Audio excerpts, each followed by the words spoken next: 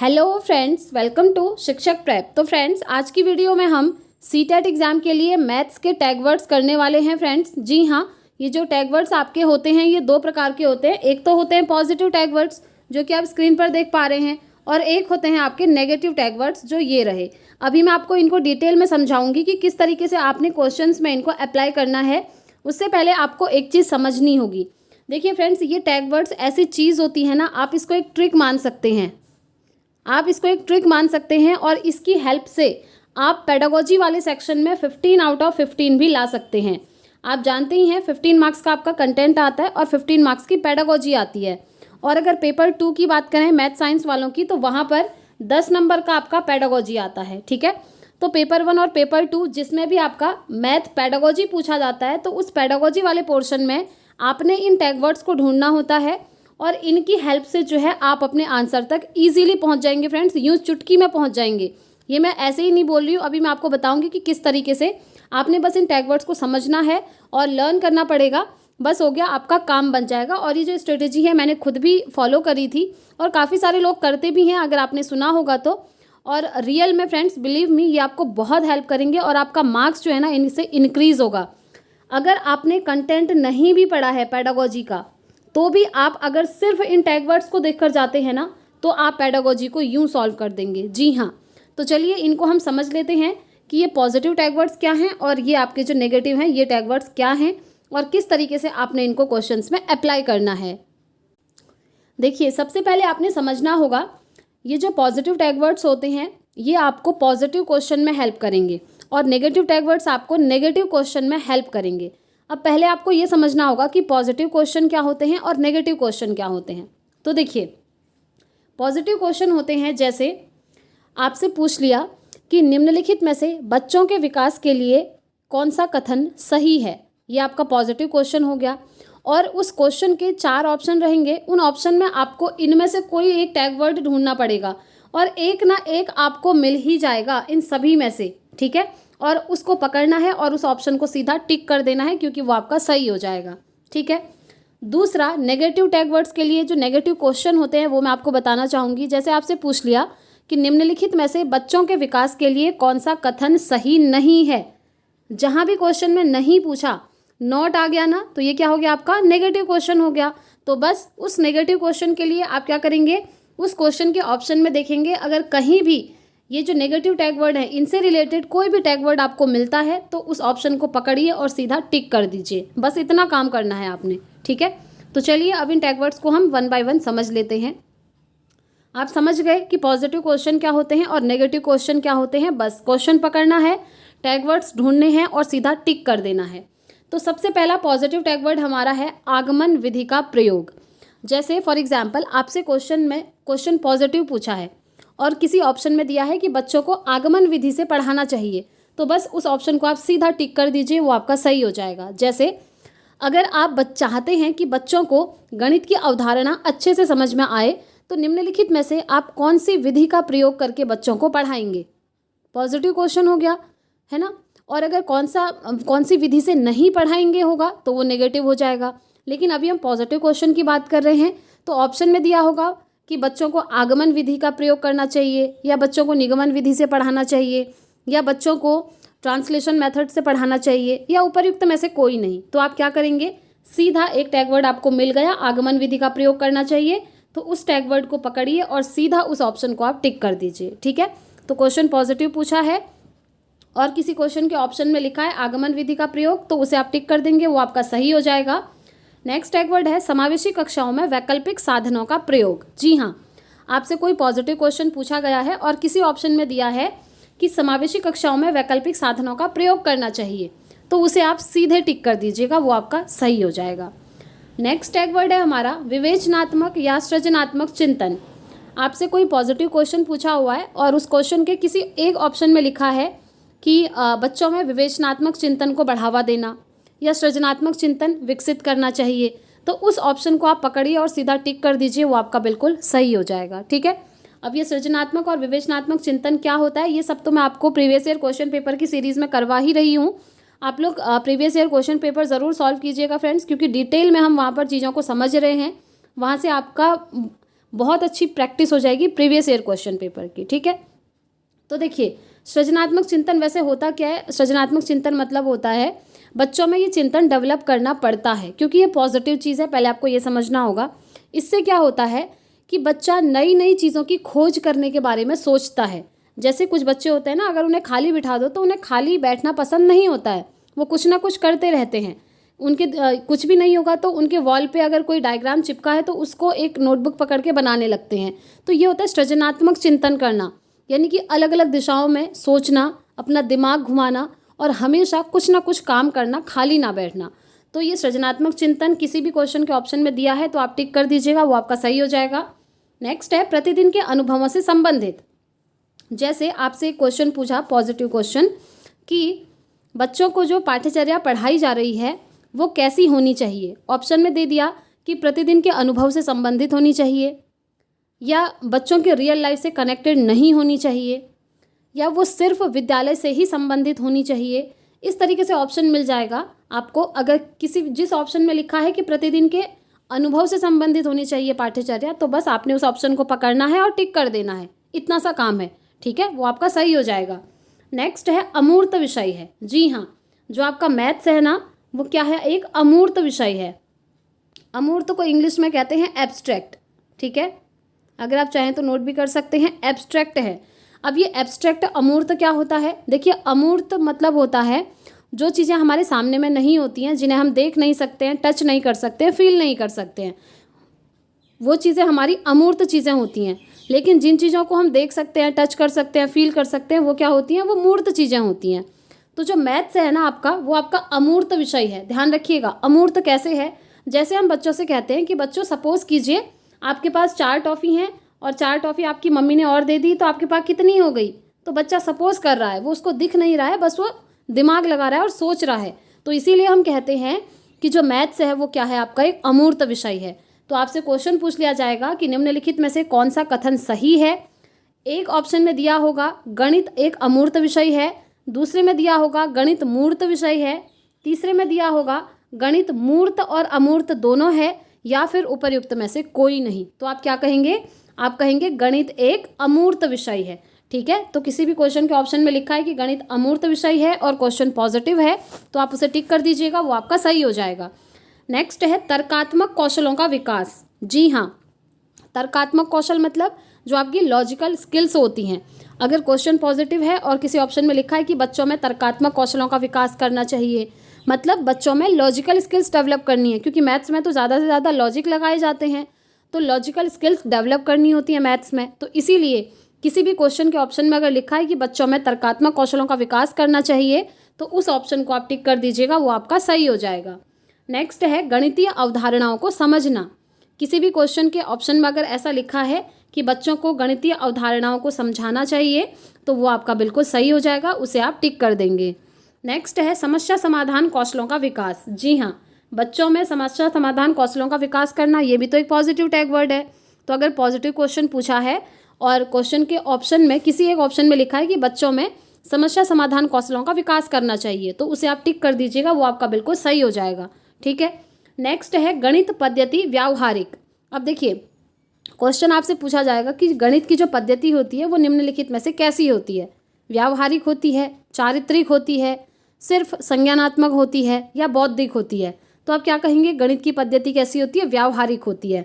तो अगर क्वेश्चन आपसे कुछ भी पूछा हो और ऑप्शन में दिया हो कहीं पर कि गणितीय पद्धति व्यावहारिक होती है, तो उसे आप टिक कर दीजिएगा, वो ऑप्शन आपका बिल्कुल सही हो जाएगा, 1 नंबर आपका कंफर्म हो जाएगा, ठीक है। नेक्स्ट है नए नए अनुभव। तो अगर किसी भी क्वेश्चन के ऑप्शन में दिया हुआ है कि बच्चों में नए नए अनुभव का विकास करना, तो वो आपका बिल्कुल सही हो जाएगा, उसे आप टिक कर दीजिएगा। नेक्स्ट है आपका सुव्यवस्थित तथा स्पष्ट करना। जी हाँ, अगर किसी भी क्वेश्चन के ऑप्शन में आपको दिख रहा है, लिखा है कि बच्चों में इस कॉन्सेप्ट को सुव्यवस्थित करना और स्पष्ट करना चाहिए, तो उस ऑप्शन को आप बिल्कुल टिक कर दीजिएगा, वो आपका सही हो जाएगा। नेक्स्ट है अवधारणात्मक ज्ञान या अवधारणात्मक समझ, मतलब कॉन्सेप्चुअल अंडरस्टैंडिंग, ठीक है। क्वेश्चन आपसे कुछ पूछा हुआ है और किसी ऑप्शन में, उन 4 ऑप्शन में से किसी एक ऑप्शन में लिखा है कि बच्चों में गणित की अवधारणाओं की समझ विकसित करनी चाहिए, या गणित में अवधारणात्मक ज्ञान महत्वपूर्ण होता है, तो आप उसे टिक कर देंगे, क्योंकि वहाँ पर क्या मिल गया, अवधारणात्मक ज्ञान या अवधारणात्मक समझ। ठीक है, नेक्स्ट है विषय वस्तु वास्तविक जीवन से जोड़ना। अब आपसे कोई क्वेश्चन पूछा है और किसी जैसे 4 ऑप्शन रहेंगे, एक ऑप्शन में लिखा है आगे कि गणित की विषय वस्तु को वास्तविक जीवन से जोड़ना चाहिए, तो बस उस ऑप्शन को पकड़िए और टिक कर दीजिए, आपका 1 नंबर कन्फर्म हो गया। ठीक है, नेक्स्ट है रसहीन विषय। जी हाँ, आप जानते ही होंगे मैथ्स क्या होता है, रसहीन विषय होता है। आपसे पूछा जाएगा कि गणित जो है निम्नलिखित में से कैसा विषय है, आनंदपूर्ण है, रसहीन है, रस से भरा हुआ है, कैसा है, तो आप क्या कहेंगे, रसहीन विषय है। बस आपको टैग वर्ड्स याद करने होंगे फ्रेंड्स, वो भी समझते हुए, रटना नहीं है, समझना है। जैसे कि मैंने सीटेट का एग्ज़ाम दिया था तो मैंने समझते हुए पढ़ा था, तो मैं आपको अभी ये चीज़ें समझा भी पा रही हूँ, तो सेम ऐसे ही आपने समझते हुए इनको चलना है। ठीक है, एकदम रटना नहीं है। तो अगर क्वेश्चन में जैसे क्वेश्चन कुछ पूछा है और उसके किसी ऑप्शन में लिखा है कि गणित रसहीन विषय है, तो उसे आप टिक कर देंगे, वो आपका सही हो जाएगा। नेक्स्ट है सृजनात्मक चिंतन। ये ऊपर भी आ गया था ना, विवेचनात्मक चिंतन और सृजनात्मक चिंतन, तो ये भी पॉजिटिव चीज़ है। अगर क्वेश्चन पॉजिटिव पूछा होगा और ऑप्शन में लिखा है सृजनात्मक चिंतन, तो उसे आप टिक कर देंगे, वो आपका सही हो जाएगा। नेक्स्ट है प्रयोग। बच्चों को प्रयोग करने के अवसर देना, तो क्वेश्चन पॉजिटिव पूछा है और ऑप्शन में कहीं पर लिखा है प्रयोग, तो उसे आप टिक कर दीजिएगा उस ऑप्शन को, वो आपका सही हो जाएगा। नेक्स्ट है प्रोत्साहन, यानी कि एनकरेज करना बच्चों को। ठीक है, बच्चों को एनकरेज करना। अगर किसी भी क्वेश्चन के ऑप्शन में लिखा है कि बच्चों को प्रोत्साहित करना चाहिए, बच्चों को प्रोत्साहित करना चाहिए कि वो खुद को एक्सप्रेस करें, बच्चों को प्रोत्साहित करना चाहिए कि वो आंसर कर पाएँ क्वेश्चंस का, तो बच्चों को जहाँ पर भी प्रोत्साहित किया जा रहा होगा और क्वेश्चन पॉजिटिव पूछा होगा, तो ये आपका बिल्कुल सही हो जाएगा। उस ऑप्शन को आप टिक कर देंगे जिस ऑप्शन में प्रोत्साहन वर्ड लिखा होगा। ठीक है, नेक्स्ट टैग वर्ड है विस्तार या व्यापक। तो जैसे कोई क्वेश्चन पूछा है और 4 ऑप्शन है, क्वेश्चन पॉजिटिव है। ठीक है, क्वेश्चन पॉजिटिव है और जैसे सेकंड ऑप्शन में लिखा है विस्तार या व्यापक, ऐसा कोई वर्ड आपको सेंटेंस के बीच में मिल गया तो उसे आप टिक कर दीजिएगा, वो आपका बिल्कुल सही हो जाएगा। नेक्स्ट है तर्क या तार्किक चिंतन। देखिए मैथ्स में सबसे ज़्यादा तार्किक चिंतन पर बल दिया जाता है, यानी कि बच्चों में लॉजिकल थिंकिंग डेवलप करी जाती है। जैसे कोई चीज़ हो रही है तो क्यों हो रही है, कैसे हो रही है, ऐसे क्वेश्चन बच्चे के दिमाग में आने चाहिए। मैथ्स का मतलब ही ये होता है। जैसे काउंटिंग वगैरह बच्चा सीखता है तो बच्चे के दिमाग में आना चाहिए कि 2 + 3 = 5 हो रहा है और 2 + 6 = 8 हो रहा है और 4 × 2 × 4 = भी 8 हो रहा है। तो ये कैसे हो रहा है, क्यों हो रहा है, इस तरह के क्वेश्चन बच्चे के दिमाग में आना चाहिए। ठीक है, तो अगर क्वेश्चन आपसे पूछा है और ऑप्शन में किसी भी ऑप्शन में लिखा है बच्चों में तर्क का विकास करना या बच्चों में तार्किक चिंतन का विकास करना, तो बस उस ऑप्शन को पकड़िए जिसमें ये वर्ड मिल रहे हैं और उस ऑप्शन को टिक कर दीजिए, आपका 1 नंबर एकदम कंफर्म हो जाएगा। ठीक है, तो ये हमारे जो पॉजिटिव टैग वर्ड्स थे ये कंप्लीट हो चुके हैं। बहुत ही ईजी है फ्रेंड्स, आपको बस एक बार देखना है, समझना है, लर्न करना है। और ये जो PDF है मैं अभी 5 मिनट बाद अपने टेलीग्राम चैनल पर शेयर कर दूंगी, आप लोग वहाँ जा कर के ये PDF डाउनलोड करके अपने पास रख लीजिएगा। बस देखिए अदर सब्जेक्ट की अगर मैं बात करूँ तो सारे ही सब्जेक्ट के मैं आपको टैग वर्ड्स करवा रही हूँ। इसी वीडियो के नीचे आपको लिंक मिलेगा सीटेट ऑल सब्जेक्ट प्लेलिस्ट के नाम से, वहाँ पर जाकर ना आप सारे सब्जेक्ट के टैग वर्ड्स देख सकते हैं। ठीक है, मैंने कल आपको हिंदी के भी करवाए थे, अभी हम मैथ्स के कर रहे हैं। तो ये हमारे पॉजिटिव टैग वर्ड्स यहाँ पर कंप्लीट हो गए हैं। अगर आपसे क्वेश्चन पॉजिटिव पूछा होगा, बच्चे के हित में होगा, तो आप इन पॉजिटिव टैग वर्ड्स को उन क्वेश्चन में ढूंढेंगे। अब हम बात करेंगे नेगेटिव टैग वर्ड्स की। तो देखिए अगर क्वेश्चन आपसे नेगेटिव पूछा होगा तो आप इन नेगेटिव टैग वर्ड्स को वहाँ पर ढूंढेंगे और अगर इनमें से कोई भी नेगेटिव टैग वर्ड मिल जाता है तो उस ऑप्शन को आप टिक कर देंगे। अब नेगेटिव क्वेश्चन क्या होते हैं ये तो मैंने आपको बता ही दिया ना। जैसे क्वेश्चन पूछा है कि निम्नलिखित में से जैसे क्वेश्चन पूछा है कि निम्नलिखित में से बच्चों के विकास के लिए क्या सही नहीं है। ठीक है, नहीं आ गया यानी कि नॉट आ गया, इट मीन्स वो आपका नेगेटिव क्वेश्चन हो गया। तो उस नेगेटिव क्वेश्चन में 4 ऑप्शन तो रहेंगे ही सभी में, उन 4 ऑप्शन को आपने देखना है। अगर उन 4 ऑप्शन में किसी एक ऑप्शन में लिखा है कि केवल बच्चों को अभ्यास कराना चाहिए, तो वो ऑप्शन आपका सही हो जाएगा, क्योंकि बच्चों को सिर्फ अभ्यास कराना ये हमारा एम नहीं होता है। ठीक है, अभ्यास कराने के बाद उन्हें समझाना भी होता है, लेकिन ये कह रहा है केवल अभ्यास कराना। तो अगर क्वेश्चन नेगेटिव है और आपको किसी ऑप्शन में दिख रहा है कि बच्चों को केवल अभ्यास कराया जा रहा है, तो उसे आप टिक कर दीजिएगा, वो आपका सही हो जाएगा। वहीं पर अगर क्वेश्चन पॉजिटिव पूछा होगा और ये टैग वर्ड आपको दिख गए नेगेटिव टैग वर्ड, तो वो फिर आपका गलत हो जाएगा। जैसे आपसे पूछा कि निम्नलिखित में से बच्चों के विकास के लिए क्या सही है, और एक ऑप्शन में लिखा है कि केवल बच्चों को अभ्यास कराना चाहिए, तो फिर ये आपका सही नहीं होगा, क्योंकि वो क्वेश्चन आपका पॉजिटिव है। ठीक है, वहीं पर नेगेटिव पूछा है, जैसे कौन सा बच्चे के लिए सही नहीं है और लिखा है केवल अभ्यास, तो फिर ये आपका सही हो जाएगा नेगेटिव क्वेश्चन के लिए। ठीक है, तो पहला नेगेटिव टैग वर्ड केवल अभ्यास हो गया। उसके बाद देखिए सेकंड नेगेटिव टैग वर्ड है आपका मोटी या बड़ी बड़ी पुस्तकें। तो अगर क्वेश्चन आपसे पूछा है पॉजिटिव, तो ये वाला जो अगर क्वेश्चन के किसी ऑप्शन में लिखा है बच्चों को बड़ी बड़ी पुस्तकों से पढ़ाना या मोटी पुस्तकें देना, ऐसा लिखा है और क्वेश्चन पॉजिटिव पूछा है, तो फिर ये आपका गलत हो जाएगा। अगर क्वेश्चन नेगेटिव है तो सही हो जाएगा। ठीक है, नेक्स्ट है पक्षपातपूर्ण व्यवहार। तो ये तो नाम से ही क्लियर हो रहा है आपको, ये नेगेटिव चीज़ है। कभी भी पक्षपातपूर्ण व्यवहार नहीं करना चाहिए, सिंपल सी चीज़ है। सभी बच्चों को एक समान रूप से विद्यालय में देखना है और एक समान रूप से शिक्षा देनी है।